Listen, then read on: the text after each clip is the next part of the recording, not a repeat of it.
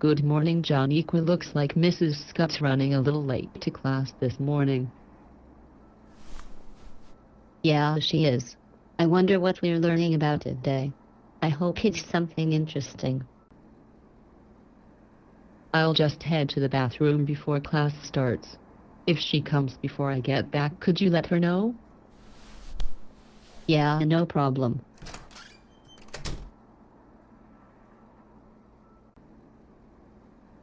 Good morning, class. Sorry for the tardiness. Traffic was very hectic this morning. Is Shay here? Yes, ma'am. She stepped out to use the restroom. Okay, well, we're going to go ahead and start with our lecture today since we're a little behind due to my tardiness. So today our lecture will be on swimmer's ear. That's chapter 5 and starts on page 232.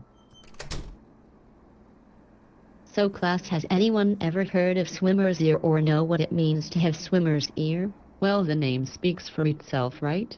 It is something that happens to your ear while swimming? Well, of course, Shay, it is something that happens to your ear while swimming.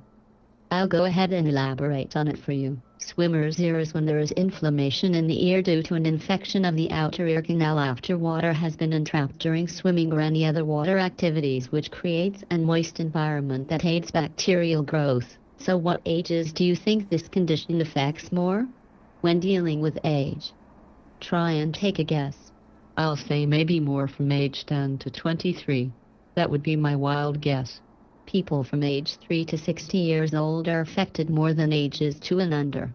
On average, 10% of the population may develop this type of ear condition.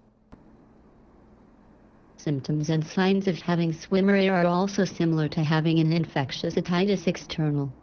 If you look at the bottom left corner on page 232, there's a picture of external otitis. Some of those symptoms and signs are severe pain, a red swollen ear canal, and could also cause hearing loss, fever, and pruritus. These are all common symptoms for swimmer's ear. If a fever does occur, it's never too much to stress about because in most cases it isn't that high, along with possible hearing loss. There also may be tinnitus, which means the ringing of the ear, and this may cause dizziness or vertigo. Does anyone know how swimmer's ear was diagnosed? Doesn't it has to do with something about its history? Well, yes, Johniqua, something like that. An otologic examination and a history of symptoms over the years confirmed the diagnosis. If bacterial infection is suspected, a culture of material found in the canal may be needed to determine how to properly go about things to treat the infection. So class, when it comes to patient screening of swimmer's ear, individuals that stress of having ear pain are accompanied by drainage require prompt attention. Doctors may examine the drainage from the ear under a microscope to determine if bacteria or fungi are causing the infection.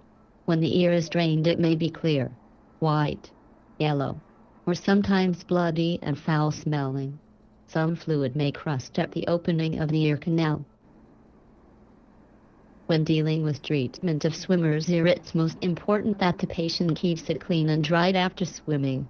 So, Mrs. Scott, can you still swim while having swimmer's ear? Depending on the severity of your infection, I definitely wouldn't recommend still swimming because it could recur and become chronic for those that repeat exposure to water. Antibiotics or steroid ear drops and systemic antibiotics may be prescribed, and that also depends on the severity of the infection. When it comes to tests and x-rays, they are rarely needed for this type of condition. Now, when it comes to the prognosis with treatment, it is positive. As I said before, swimmer's ear does have the tendency and can recur with subsequent exposure to water during swimming and also any other water-related activities. Swimmer's ear does clear up within a week, but far as the pain is gone within 24 hours if there's appropriate therapy to help prevent swimmer's ear. As I stressed before, always keep the ear clean and dry. If you're a person that swims a lot, it's best to wear earplugs during this activity.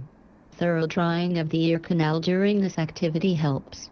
Also, while taking a shower under this condition, wearing a shower cap helps with extra water exposure due to the ear canal. Another thing to remember is to avoid placing objects in the ear that can scrape or scratch the skin of the canal. When it comes to the earbuds, some individuals make their own. but the best earbuds are often soft balls of special wax. This can be purchased at most pharmacies. So class, that's all for lecture on Chapter 5. After you complete the homework assignment on swimmer's ear, you're dismissed. Remember to also study for Chapters 4 and 5. There will be a quiz this upcoming Monday.